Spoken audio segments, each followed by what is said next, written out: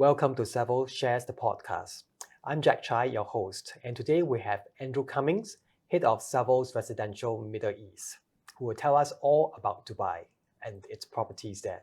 Welcome to the show, Andrew. Thank you very much for having me. A lot of people who are not familiar with Dubai, they see it as a desert and not as a metropolis lined with luxury homes and sparkling tall buildings. How accurate is that perception? Look, I think one of the reasons for me coming to Singapore at the moment is to really break a lot of those misconceptions about Dubai. There's a lot of desert in the UAE, don't get me wrong, but Dubai is one of the most advanced cities in the world. Over the last 30 years, a metropolis has been built, with a population of 3.8 million, scheduled to go up to around 6 million by 2040. But what's really important for me is for people to understand the difference between what you see and what the reality is. Yes, we have shiny tall towers. We have the tallest building in the world, the biggest malls in the world. We have indoor ski slopes. We have all kinds of blingy entertainment. But what really exists is what's below the surface, which are actually genuine, normal family communities. It's a perfectly normal place to live where you can walk around a community with lakes and green parks and children are playing and riding their bikes. And, it's a really genuinely amazing place to live. So whenever we have people coming over to Dubai, the priority for me is not to show them things like the Palm Jumeirah and downtown, which they'll probably already know, but to really educate them about the rest of the city, because that's really the story of what Dubai is. It's about offering an incredible lifestyle for its residents, and that's the biggest driver at the moment in terms of all the inward migration. Right. Now, Dubai enjoyed a 17.4% capital gain 2023 and was being forecasted to grow between 4 to 5.9% this year. What is it about Dubai that make it a global leader for capital value appreciation in recent years? So I think in the last few years, Dubai has matured. We have to remember, and I joke about this, that in the time that the UK has been debating a third runway at Heathrow, Dubai has built an entire city. So the speed of change in Dubai is quite staggering. But what's happened, particularly in the last few years and since COVID, is the sort of generational shift in Dubai becoming a mature place where people are coming. Last year, we saw 4,500 millionaires move to Dubai. That's more than anywhere else in the world. The number of $10 million homes was at nearly 450. And for context, that's twice the number of $10 million home sales that happened in either London or New York. Dubai has become the hotspot. And it's for a number of reasons. Look, there's been huge amounts of developments around visas, with the 10-year golden visa that's available for just over $500,000. That's driven property investment. But it's also about people moving there, making a life there with world-class schools, world-class hospitals, world-class infrastructure. We've seen the announcement just this month of $35 billion to develop the Maktoum Airport, which will become the largest airport in the world with over 240 million passengers. Dubai is not just looking at the next 3 or 4 years. Dubai is building infrastructure for the next 30 to 50 years. What that does is it means that when people come into Dubai, they suddenly get what the lifestyle is, what the options are. And of course, it's also a low tax jurisdiction. So 0% income tax, 0% capital gains tax. Rental yields are averaging 7%. So it's a brilliant investment hub as well as somewhere to live. Well, speaking of rental yield, in Dubai, it's 8.9% in 2023, and in Q1 this year, there is a 29.1% increase in total rental contracts year on year, making it the highest performance for a quarter ever recorded. What factors are driving this demand in the rental market? Well, look, everybody that comes to Dubai, the thing you've got to remember is over 90% of the residents are, of course, expats. When you land, you need somewhere to live. And of course, most people moving to a new country, they're not necessarily going to buy a property immediately. They want to get settled, understand the place, understand where they might want to live. So the rental market is incredibly robust.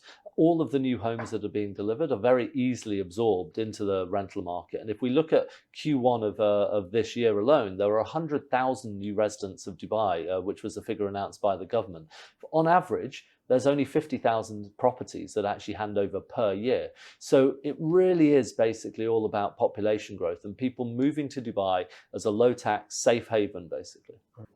Now, the Savills Q1 2024 figures show a 35% increase quarter on quarter in transaction volumes, hitting an all-time high of 35,100 units. And notably, 63% of these units are under construction currently. Who are the investors who are drawn to this market? So look, people from everywhere around the world. That's one of the nicest things about Dubai. It's truly multicultural. You know, you've got over 200 different nationalities there. You can get food and schools from any nationality that you want. People are looking now at Dubai and they've seen the capital gains that are available in new construction. So what's happening is obviously there's a lot of property that's already available on the market, a very robust resale market that accounts for around 50% of transactions. But then people are looking at new, whether it's towers or villas, and they say, wow, you know, there's new innovations, new designs, more contemporary designs, higher quality. And then they're delivered at an off-plan stage at a price point which is very affordable compared to ready property. So you've seen that increase in the amount of people buying off-plan under construction because it gives them a chance to get great capital gains. You know, these are always offered with really good payment plans. You may pay 50% of the price over the course of a 3-year construction period. And then obviously if there's been a capital gain in that time, your return on equity is based on the amount that you've actually put down. So people are seeing really, really strong returns on off-plan, but also getting the chance to own a home that is perhaps a more modern design than the stock that's currently on the market. Now, I understand a significant percentage of investors are Chinese. Why do you think Dubai holds such attraction for this group of investors? Dubai, you've always got to remember that 50% of the world's population are a 4-hour flight away. You know, 70% of the world's population are an 8-hour flight away. So when it comes to Chinese investors in particular, there's huge amounts of economic work going on between the UAE and China on a macroeconomic level. What you've also seen is huge investments in attracting Chinese investors. So if you go to Dubai Mall now, one of the largest malls in the world, I think there is one in China now that may have just beaten it. But they've developed an absolutely enormous Chinatown, all stocked with Chinese retailers, Chinese restaurants, designed to appeal to that. One thing we've seen in particular, though, is Chinese investors understand that you'll get really good yield, that it's accessible, it's easy to buy property. The purchasing the process is incredibly simple with really low cost of acquisition, you know, with just 4% land department fees.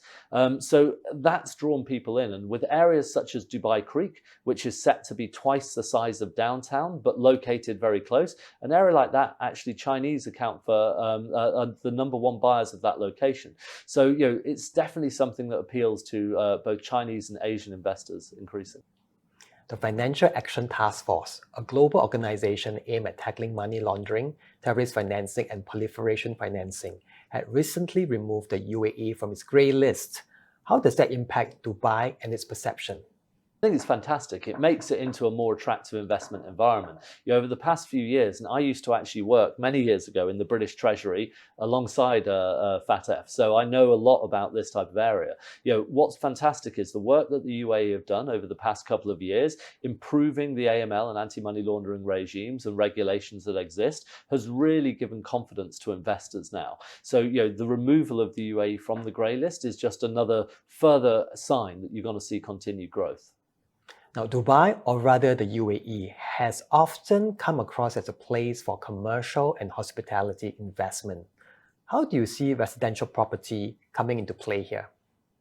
So look, I think you have a big lack of high quality office space in Dubai. That's one thing that really exists. ICD Brookfield, which is a development which handed over a couple of years ago, has been wildly successful. And you're seeing now in particular, as a result of the legal regimes that exist in places like DIFC and ADGM in Abu Dhabi, which allow a common law approach, we're seeing huge numbers of hedge funds and private equity companies moving across to the UAE. So that's a really interesting thing that wasn't happening before. And again, points to the maturity of the market. So we're seeing a robust sort of commercial outlook as well. But residential, look, it's a thing that people know. It's a simpler process. You know, institutions and others, commercial makes sense to them. But to normal people just looking to invest and make a good return, they understand apartments, they understand villas. And that's the real attraction for people. You know, anyone who's investing, you normally want to invest in what you understand. And real estate, of course, gives people that. How do you think the residential market will evolve in the next 5 years in the Middle East, especially with Saudi Arabia and Qatar making a strong push towards better business transparency and trying to attract foreign investment and talent? Look, well, in Dubai, I don't even want to guess where we're going to be in 5 years because the speed of movement is quite staggering. What we are seeing is a huge development starting to take place in the south of the city. With that new Maktoum airport that's coming, people are understanding now that the south is sort of the new area to expand in. When you look across the UAE more broadly, Abu Dhabi, there's a lot going on there, and it's definitely one to watch for me. There are some incredible developments. One of them, for example, in Hudaria Island, has mansions perched on 50-meter high hills that they've created. It's stuff that you wouldn't have believed before. Particularly though in the UAE, I really look at Ras Al Khaimah. This is an emirate north of Dubai. It's just a less than an hour drive away. And with the announcement and the building and construction of the new Wynn Resort, it's going to bring gaming to the Middle East for the first time. It's estimated that tourism numbers are going to go from less than 1 million per year to over 5 million per year by 2030. That's going to transform Ras Al Khaimah, which is a smaller, less sort of built up emirate, into just a booming tourism destination. So that for me is one of the biggest hotspots for real estate investment at the moment. We're seeing new interesting branded residences and other projects launching there. So that's a one to watch. More broadly across the region, of course, Saudi, they are doing incredible amounts of work with NEOM and a lot of the other giga projects. Obviously, there's a long way to go with the Saudi market, but it's something that we're definitely very excited to look at and follow. Now, the subject of sustainability is top of mind these days. What kind of sustainability practices are put in place to attract investment, especially for a desert environment like the UAE? Well, look, construction in the UAE, you always have to factor in the environment. It is like Singapore, it definitely has heat. One of the things that we're really seeing now, though, is developers spending a lot more time thinking about sustainability. You've got more developers that are actually pushing out to make their buildings LEED certified. You have developers that are adding solar panels to their buildings. There's a new master plan community that's coming of apartment buildings, which is going to be designed around forest living.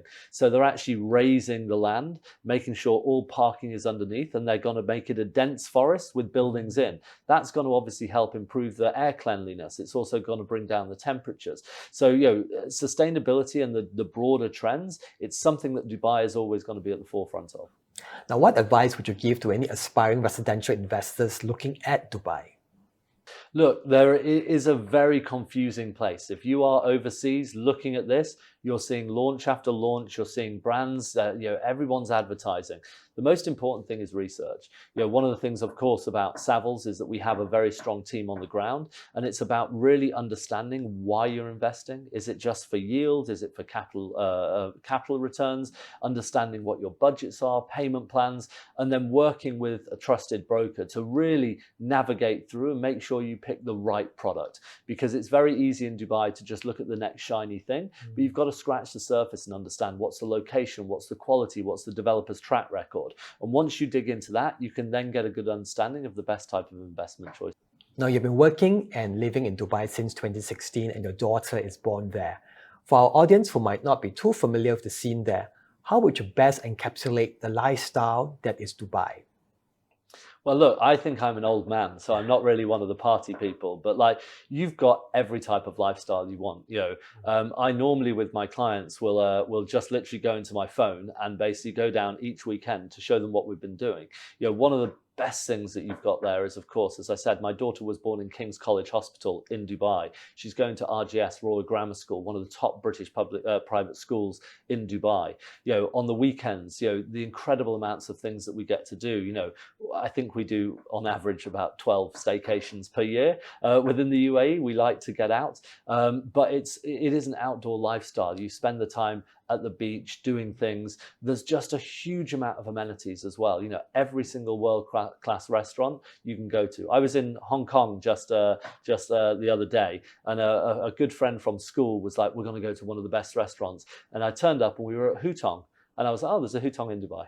So Dubai offers everything, and the lifestyle that it affords you is incredible. If you want to go out and party at a bling club, you can do that. If you want to go play golf at a world championship course, we've got many of them. If you want to go to the beach or to the hotels, there are hundreds. So it offers you, but also if you want to go out and you want to go hiking in the mountains, you can drive an hour and a half to Jebel Jais and go out there. You can go kayaking at the Hatta Dam. So it offers just a huge variety of lifestyle. But one of the most important things, and something you'll appreciate in Singapore, is the safety and security. It's the second safest city in the world, behind only Abu Dhabi, actually, which is also in the UAE. So it's something that's really great to be able to raise your family in that sort of incredibly multicultural environment.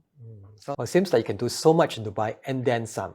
Well, that's all the time we have for today. Thank you, Andrew, for joining us. And you can catch a brand new episode of Savills Shares the podcast on Spotify, Apple Podcasts, and YouTube Music. Till then, have a blessed day.